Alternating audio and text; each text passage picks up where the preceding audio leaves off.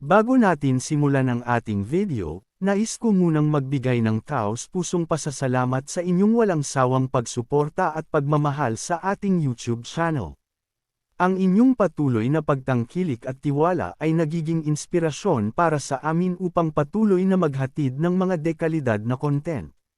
Salamat sa pagiging bahagi ng ating journey, at dahil sa inyo, patuloy tayong magtatagumpay. Ngunit agad na naiharang ng halimaw ang matigas nitong braso upang sanggain ang pag-atake ni Ye Qing. Tumama ang kanyang mga sandata sa makapal na bakal na nakabalot sa kamay nito, kaya't bahagya lamang ang naging pinsala. Nag-ipon naman ng puwersa ang halimaw sa kabilang kamay, at may balak itong itarak ang isang mabigat na suntok kay Ye Qing habang nakalapit pa siya. Agad itong napansin ni Ye Qing. Mabilis niyang binago ang direksyon ng kanyang katawan paatras, pinipilit panatilihin ang kanyang balanse at gravity habang umiilag sa papalapit na kamao ng halimaw. Nang tuluyang maiwasan ni Ye Qing ang pag-atake, bigla siyang umangat pataas. Sa ere, sabay niyang pinuno ng enerhiya ang dalawang dagger na hawak sa magkabilang kamay, at buong lakas na ibinagsak ang mga ito sa ulo ng halimaw. Sa unang tingin, inakala niyang tapos na ang laban, napuruhan niya ito ng direkta sa ulo. Ngunit ilang saglit pa'y napansin niyang ang sugat ng halimaw ay unti-unting nababalot ng makapal at nangangitim na enerhiya. Napakurap si Ye Qing, hindi makapaniwala sa nakikita. At sa loob lamang ng ilang tibok ng puso, ang malalim na sugat ay nagsara ng parang walang anumang pinsalang natamo. Tila ba ang halimaw ay may madilim na kapangyarihang nagpapagaling dito sa isang iglap.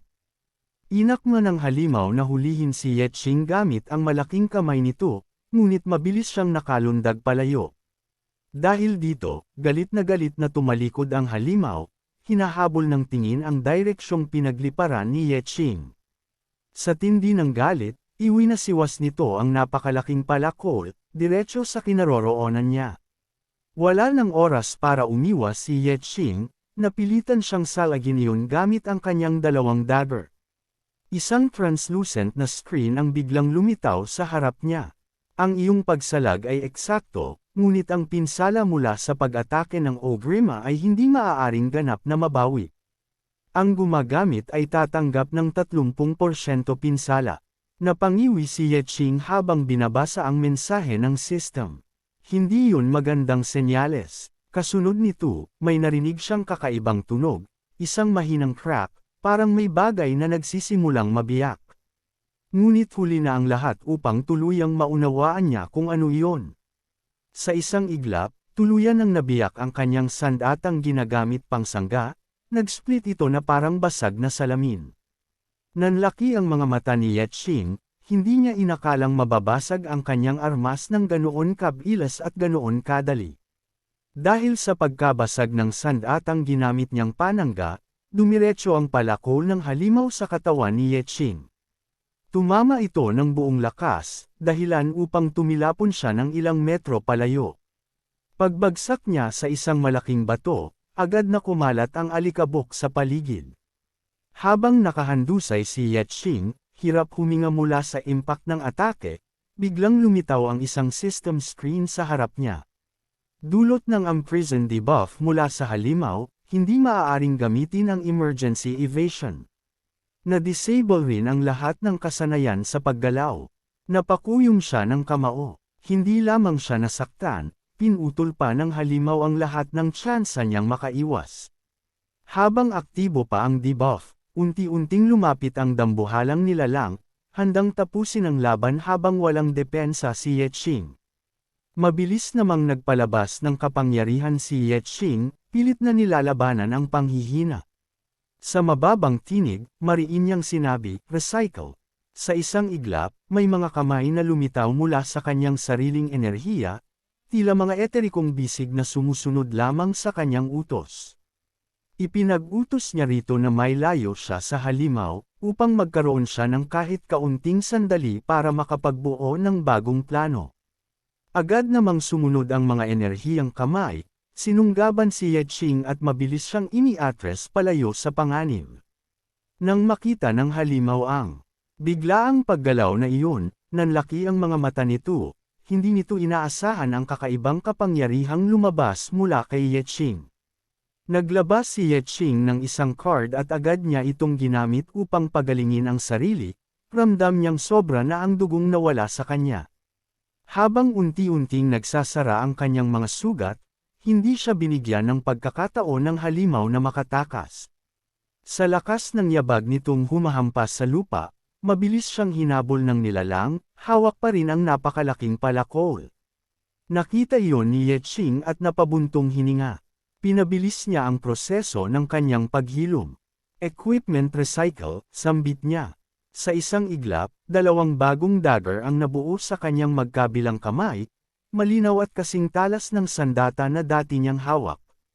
Nang tuluyan ng gumaling ang kanyang katawan, huminto na siya sa pagtakbo.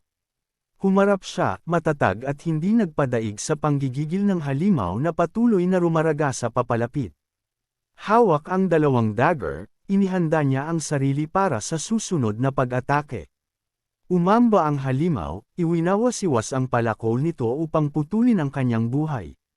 Ngunit hindi natinag si Yeching, nakatayo siya roon, buong tapang, walang bakas ng pag-atras. Muling naglabas ng card si Yeching mula sa kanyang recycling bin at agad itong inactivate. Ang item na ginamit niya, caught hamstring, ay nagdulot ng matinding pagbawas sa movement speed ng halimaw at halos pinatay ang turning speed nito. At bago pa man tuluyang maunawaan ng halimaw ang nangyari, mabilis na sumugod si Yeching. Sa isang napakabilis na strike, naputol niya ang isa nitong kamay, dahilan upang mapa-atras ang halimaw sa pagkabigla at sakit. Sa likuran nito, bigla namang tumalon si Yeching, hawak pa rin ang 2 dagger at nakahanda para sa sunod na bagsik. Bumagsak ang kanyang mga sandata sa magkabilang gilid ng leeg ng halimaw, isang eksaktong tama na nagdulot ng 25% damage. Lumitaw ang isang screen sa harap niya.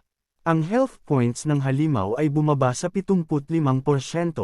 Nagalit ang halimaw kay Yeching matapos nitong tamaan mula sa likuran. Umalangaw-ngaw ang ungol nito, puno ng galit at puot, habang dumadaloy ang itim na enerhiya sa sugat na iniwan niya.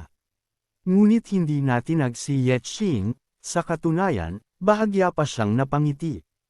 Sa wakas, nakapagdulot na siya ng totoong pinsala. At kung nagawa niya iyon minsan, balak niya pa itong ulitin. Paulit-ulit, hanggang sa tuluyang bumagsak ang halimaw sa harap niya. Sa mga mata ni Yeching, nagsisimula ng magkaroon ng liwanag ang laban na kanina'y tila imposibleng makamit. Sa matinding galit ng halimaw, nagpakawala ito ng umaalulong na enerhiya mula sa buong katawan nito. Ang mga mata nito ay kumislap na parang bagyong may buhay, naglalabas ng mga nagliliparang kidlat. Maging ang buong katawan nito ay binalot ng dumadaloy na kuryente, bawat hibla ng laman ay tila nag-aapoy sa kapangyarihang hindi pangkaraniwan. Inactivate ng halimaw ang sand trampoline. Sa isang iglap, mas lalo itong lumakas. Ang aura nito ay biglang bumigat, parang may bumagsak na buhawi sa paligid. Ang hangin ay nanginag, at ang lupa ay parang binalot ng biglaang presyon. Kasunod nito, isang kidlat ang kumawala mula sa katawan ng halimaw, diretsyong tumama kay Yeching.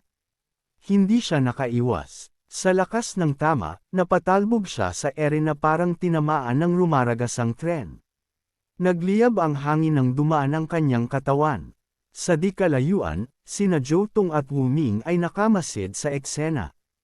Kahit natatakpan na ng makapal na ulap ng alikabok ang halimaw, malinaw nilang nakita ang pagbagso ng enerhiya at ang paglipad ni Yeching sa himpapawid, hindi iyon nakaligtas sa matalas nilang mga mata. Ilang saglit pa, bumagsak si Yeching sa pagitan nina Jotong at Wu Ming. Sa lakas ng bagsak, nagkaroon ng malalim na bitak ang lupa sa pinagbagsakan niya, isang tunog na agad nagpatigil sa hininga nina Liu Xingran at Ye Ling na nasa gilid lamang. Hindi nila inaasahang ganoon kalakas ang impact na iyon. Napaupo si Yeching pagkahupa ng alikabok sa kanyang pinagbagsakan. Huminga siya ng malalim bago tumingin sa kanyang mga kasamahan. Mukhang, hindi magiging madali ang laban na to, Sabi niya, may bahagyang pagod ngunit buo ang determinasyon. May pag-aalalang lumapit si Jotong. Yeching, ayos ka lang ba? Tinamaan ka ng direkta ng halimaw. Samantala, si Wuming naman ay tahimik lamang. Wala itong ipinakitang ekspresyon, ngunit matalim ang tingin nitong nakatutok kay Yeching, pinag-aaralan kung gaano ito kalubha ang natamo niyang pinsala. Tumayo si Yeching gamit ang sariling lakas at kumaway kay Jotong bilang senyales na maayos pa siya. Pagtingin niya muli sa halimaw, agad na lumabas sa harap niya ang system interface. Nakita niyang inactivate nito ang super recovery at sabay na inalis ang cut hamstring debuff. Sa isang kisap mata, bumalik ang bilis nito, at pati ang buong sigla. Mula 75%, umakyat sa 100% ang health bar ng halimaw, napakabilis, tila hindi man lang ito nasugatan kanina. Tinitigan ni Yeching ng maigi ang nilalang, saka bumulong sa kanyang kagrupo. Ang super recovery ability nito, aniya sa seryosong tono, automatikong nag-a-activate kapag hindi nakakatanggap ng damage ang halimaw sa loob ng 3 segundo. Ibig sabihin, kapag tumigil tayo ng pag-atake ng higit sa 3 segundo, babalik ang buong kalusugan niya. Nanahimik ang paligid. Ang bigat ng impormasyon ay tila mas lalo pang nagpabigat sa kanilang sitwasyon. Si Wuming, na parang walang narinig at nanatiling walang reaksyon ang mukha, ay naglabas lamang ng malamig na komento. Tama ang naging desisyon ni Fa Xiong na umiwas sa halimaw na yan, aniya, kalmado at chill pa rin kahit halatang delikado ang sitwasyon. Hindi natin kailangang labanan ang branch boss na to hanggang kamatayan. Fair na, hindi pa huli para makahabol sa Hunting Heart Squad. Lumingon si Yeching kay Wuming, seryoso ang mga mata. Manghihinayang ako, sagot niya. Kapag hindi ko nakuha ang reward ng halimaw na to ngayon, posibleng hindi ako makatulog mamayang gabi kakaisip. Kailangan ko lang malaman ang combat mechanism niya para matalo ko siya. Sa tono pa lang niya, alam ng lahat, hindi na mababago ang desisyon ni Yeching. Kapag hindi siya nakakatanggap ng anumang damage sa loob ng 3 segundo, bumabalik ang health puntos niya sa 100%, sagot ni Wuming, halatang may irita sa boses. Sa paanong paraan natin matatalo yan? Ngumiti si Yeching, tila may naisip ng malinaw na estratehiya. Sa lakas ko ngayon, hindi ko kayang talunin ang halimaw na iyon mag-isa. Pero sa tulong ninyo, maaari nating mapuksa ang agma. Nagkatinginan ng grupo, at isa-isang tumango, sumang-ayon sa plano ni Yeching. Nagsimula na silang maghanda para sa laban. Inilahad ni Yeching ang lahat ng natutunan niya habang nakikipaglaban kanina. Iba ang agma sa tradisyonal na agro mechanics. Tumutugon lang siya sa huling taong umatake sa kanya. Ibig sabihin, kailangan nating magpalat-palat ng pag-atake para patuloy siyang mag-agro switch.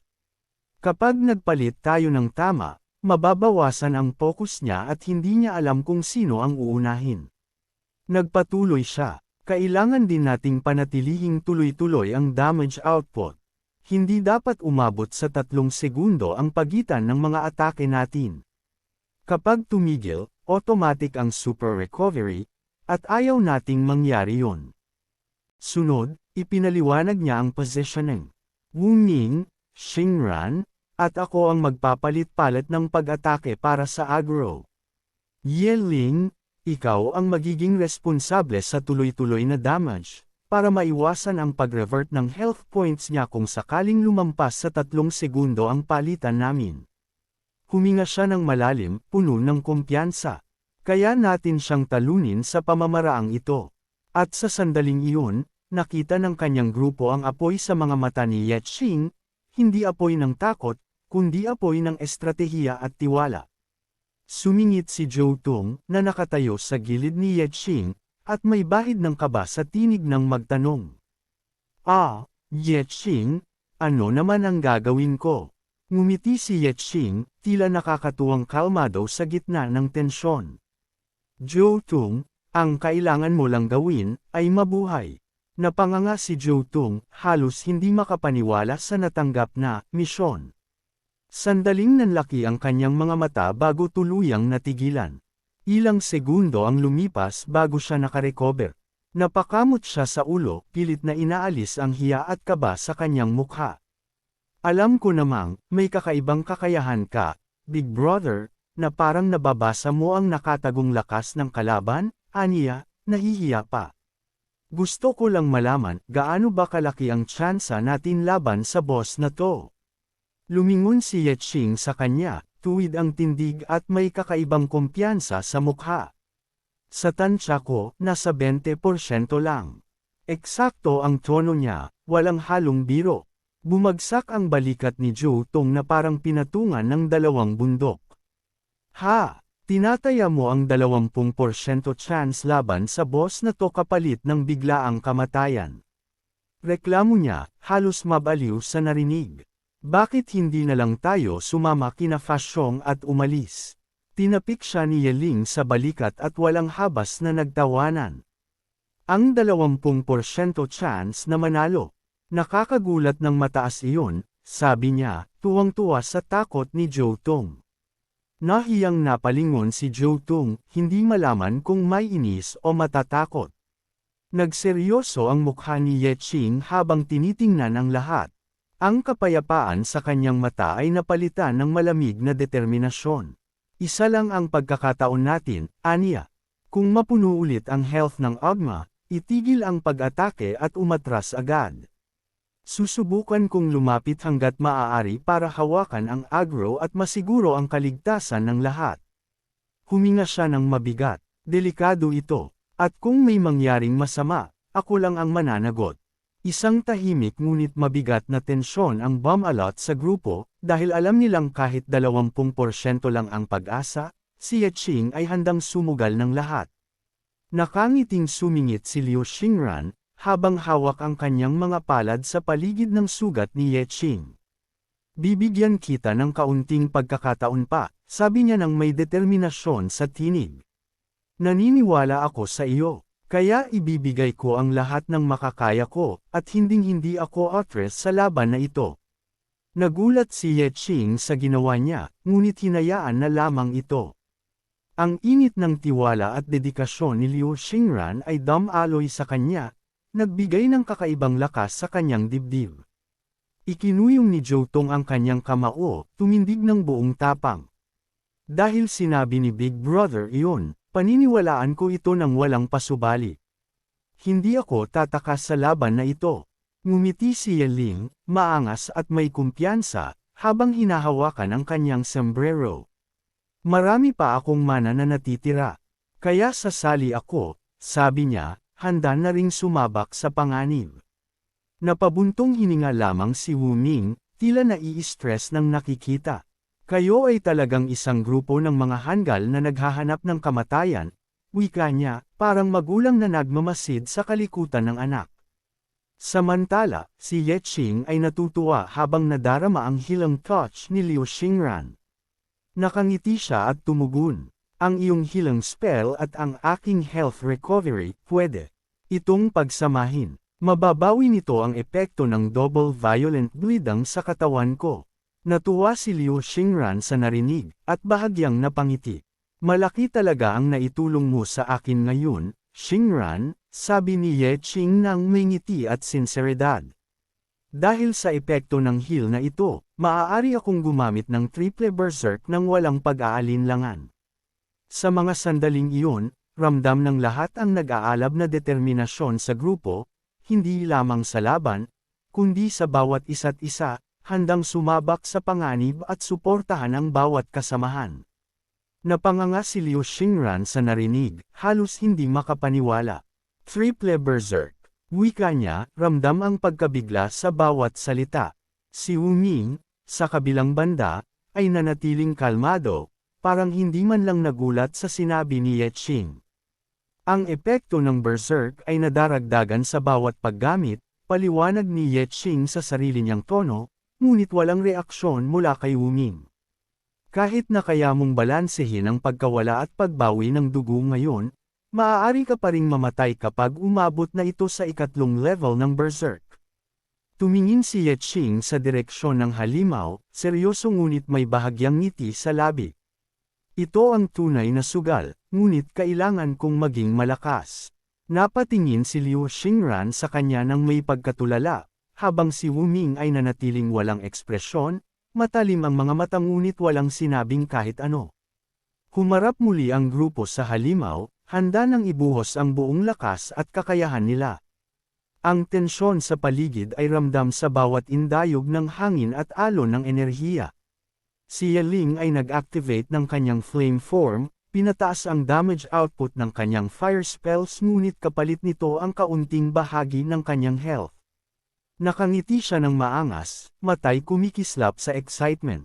Ipaubaya niyo sa akin ang pangmalayuang firepower. Sigaw niya. Agad na nagpakawala si Ye Ling ng malalaking bowl ang apoy, nagliliparan patungo sa halimaw, bawat isa'y sumabog sa ere, nag-iiwan ng init at liwanag na tila sumasalamin sa determinasyon ng grupo. Ang laban ay nagsimula, ang simula ng isang epikong labanan na puno ng panganib, taktika, at hindi matitinag na tapang. Nagulat ang halimaw sa biglaang pag-atake at halatang naalarma. Agad itong nag-isip kung paano makakaiwas sa paparating na panganib. Mabilis itong iwinasiwas ang napakalaking palakol, at sabay niyang ginamit ang kontrol sa buhangin sa paligid niya. Sa isang iglap, ang buhangin ay nagmistulan ng isang matibay na kalasag sa kanyang harapan, handang salagin ang bawat papalapit na atake. Ngunit hindi nagpatalo ang halimaw. Hindi naglaon, itinok niya ang kanyang buong enerhiya sa palakol, handang umatake pabalik at putulin ang sinumang aabala sa kanyang dominyo. Ngunit sandali lang, agad na sumugod si Liu Xingran, tumayo sa pagitan ng halimaw at ng kanyang mga kasamahan. Pinutol niya at dinurog ang bawat papalipad na bato, bawat isa'y bumagsak sa lupa ng walang pinipiling direksyon, ngunit walang sinuman sa grupo ang nasaktan. Parang isang simpleng laro lamang sa kanyang kamay ang pagwasak sa bawat projectile. Samantala, si Ye Ling ay patuloy lamang sa kanyang malupit na atake. Malalaking bowl ang apoy ang bumagsak mula sa langit patungo sa lokasyon ng halimaw, bawat isa'y sumabog at naglabas ng init at liwanag na naglalagay ng matinding presyon sa kalaban. Ang halimaw, bagamat malakas at mabilis, ay hindi makaalis sa walang tigil na kombinasyon ng depensa ni Liu Xingran at firepower ni Ye Ling. Sa bawat eyewitness ng halimaw na bato, isang pabagsak na projectile ang dinudurog ni Liu Xingran, tila ba ang buong laban ay isang pagsubok sa bilis, lakas, at taktika ng bawat isa. Habang abala si Ye Ling sa pagpapaulan ng malalaking bowl ang apoy sa halimaw, si Zhou Tong naman ay walang tigil sa pagsanggasa. Anumang batong tumutulong sa kanyang kasama.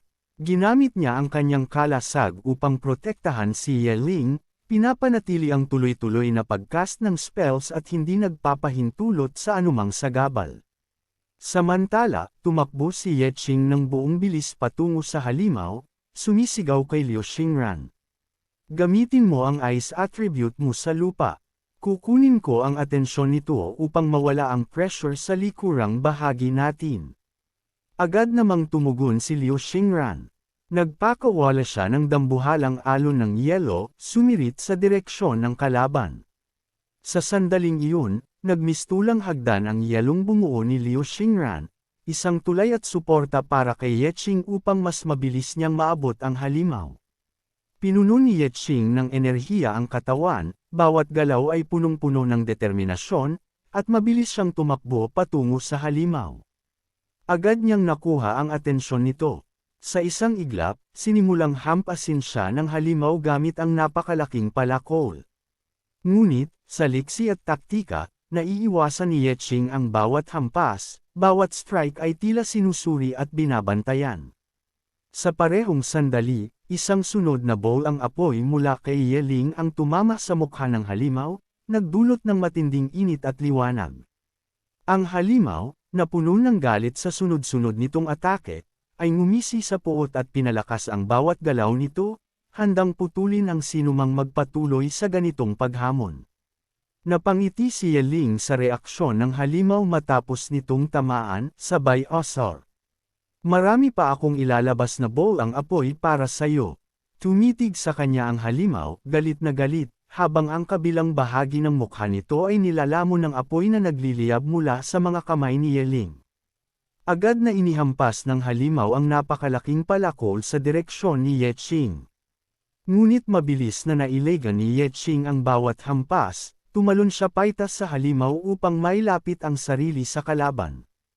Ang palakol ng halimaw ay tumama sa yelong bumuo ni Liu Xingran kanina, nagpadala ng mga maliliit na ulap ng yelo at alon sa paligid. Hindi naglaon, isang dambuhalang pulang enerhiya ang bumuga mula sa halimaw, diretso sa direksyon ni Liu Xingran.